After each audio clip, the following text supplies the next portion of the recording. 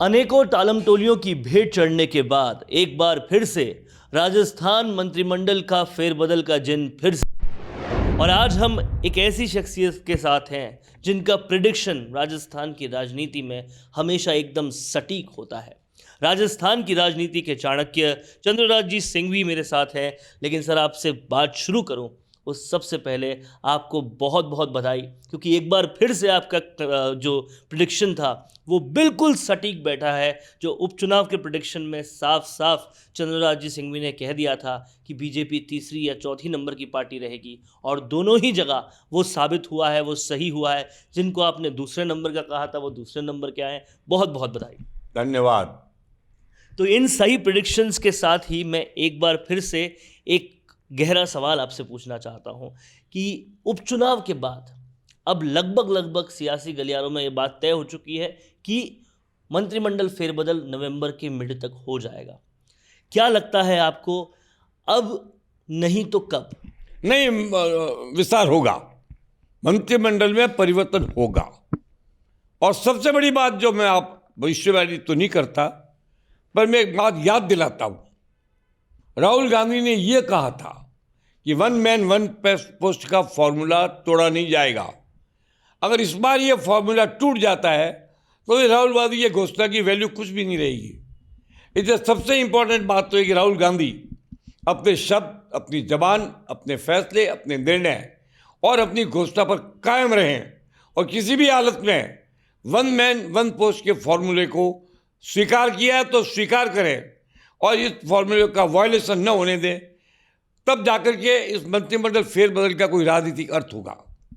तो अब दूसरा, आपने ये बात पूछी कि राजनीतिक परिवर्तन होगा।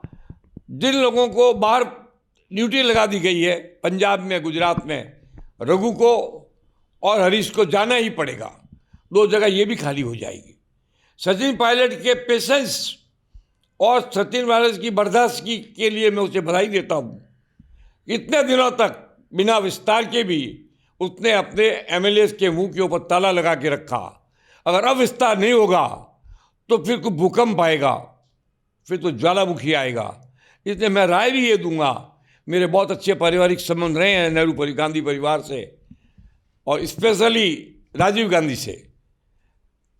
16 तारीख को जोधपुर आए थे तो मेरे घर से खाना गया था और 20 तारीख को डेथ हो गई। मेरा दुर्भाग्य था कि राहुल गांधी अपनी प्रतिष्ठा बचाने के लिए प्रांतीय संदर्भों की प्रतिष्ठा को ताक पर रख दे।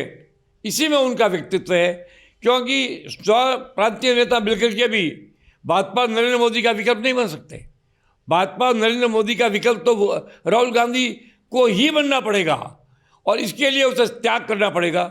कईयों को ठुकराना पड़ेगा, कईयों को बुचकारना पड़ेगा। और मुझे पक्का विश्वास है कि इस बात के परिवर्तन के बाद एस्टेब्लिश हो जाएगा कि what Rahul says he means and what he means he acts. लेकिन एक बात और भी निकल कर बाहर आ रही है कि उपचुनाव में जो जीत हुई है कांग्रेस की, उसके बाद कहीं ना कहीं मुख्यमंत्री गहलोत को फ्री हैंड मिल जाएगा। और फ्री हैंड अगर मिल गया तो वो सचिन के लोगों को जगह दे भी दें, लेकिन फिर भी उनको पावर नहीं देंगे। मैं आपको एक बात, पहले तो 2 उपचुनाव में क्या जीते, 35% वोट आए वल्लभगढ़ के अंदर। पहले वाले चुनाव में जो उम्मीदवार था उससे कम वोट आए हैं। वो तो हमारा झगड़ा था गुलाब जी के टिकट को लेकर के भाजपा का। 3 भाजपा ही खड़े हो गए, इनके 117 वोट है, 117 आदमी जीते, इनके 61 आदमी जीते। अब जबरदस्ती मुँह पर ताव दो तो दो। ये कहना चाहिए कि भाजपा की आंतरिक फूट का लाभ उठाकर कांग्रेस ने 1 सीट जीती। इसके लिए कांग्रेस को बधाई दी जाए तो मुझे कोई एतराज़ नहीं है। पर इस जीत को चुनाव से क्यों जोड़ रहे हो? वोट कहाँ आए हैं तुम्हारे पास?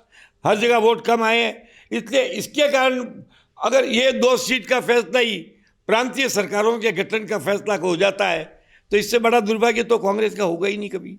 ये कोई जीत में जीत है क्या? भाजपा के लिए दुर्घटना है, कांग्रेस के लिए घटना है। बाकी जो घटित हुआ वो आपसे छुपा नहीं है। मैंने पहले ही कह दिया था कि कांग्रेस और डांगी में टकराव होगा। अगर बाद में भी भाजपा ही केवल डांगी को ही समर्थन करते और भिंडर की ओर नहीं झुकते तो रिजल्ट कुछ और आ जाता। पर वहाँ भी जातिवाद आ गया। जो डांगी के वोट कटे और जो इसके वल्लभनगर के वोट कटे भाजपा के, वो जातिवाद के हिसाब से कुछ भिंडर को चले गए और बाकी जो है वो डांगी को आ गए। अगर दोनों एक जगह चले जाते तो रिजल्ट कुछ और आता। इसलिए मैं इस जीत को कोई मत तो नहीं देता। मैं नहीं मानता कि छोटी सी जीत का कितना बड़ा इंटरप्रिटेशन दिल्ली में होगा कि राहुल गांधी और प्रियंका जी बैक जाएंगे। I don't believe.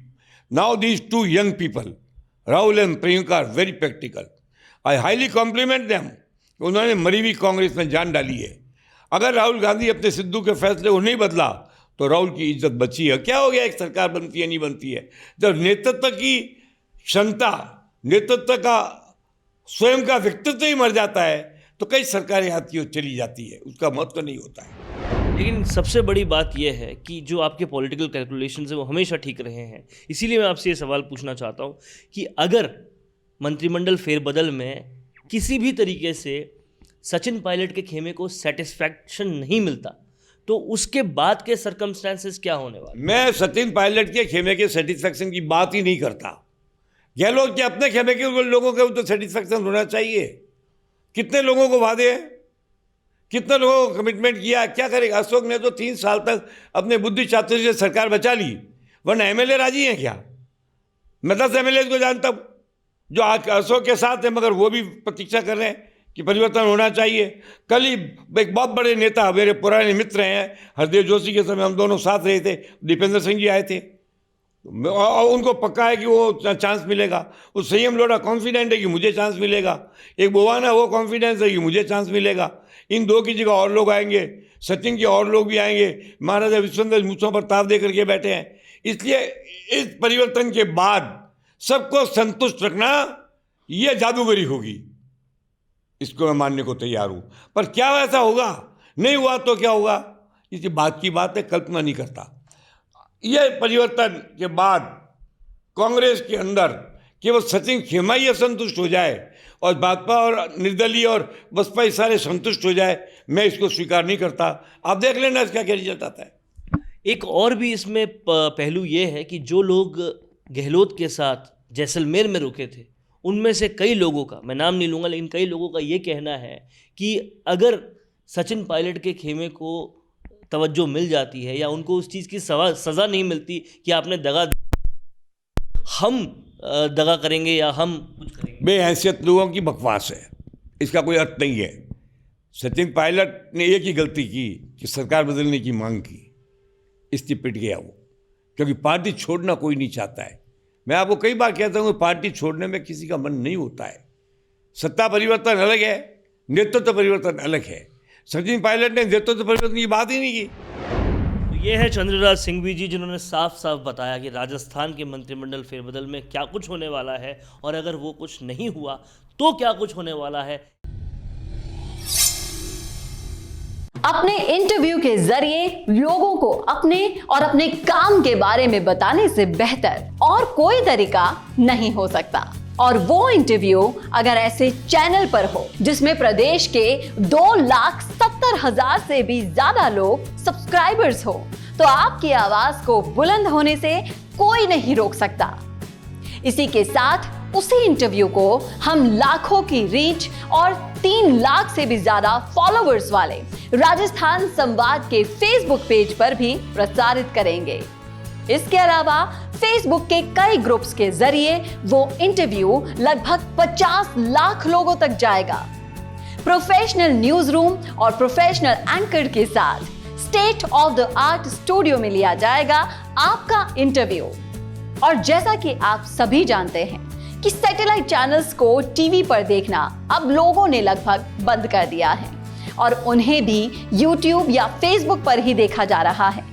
तो इससे बेहतर क्यों ना आपका प्रचार एक डिजिटल चैनल पर ही हो, जहां पर आप ज्यादा से ज्यादा लोगों तक भी पहुंच पाए और जो सिर्फ आपके बारे में बात करे, किसी और मुद्दे के बारे में नहीं।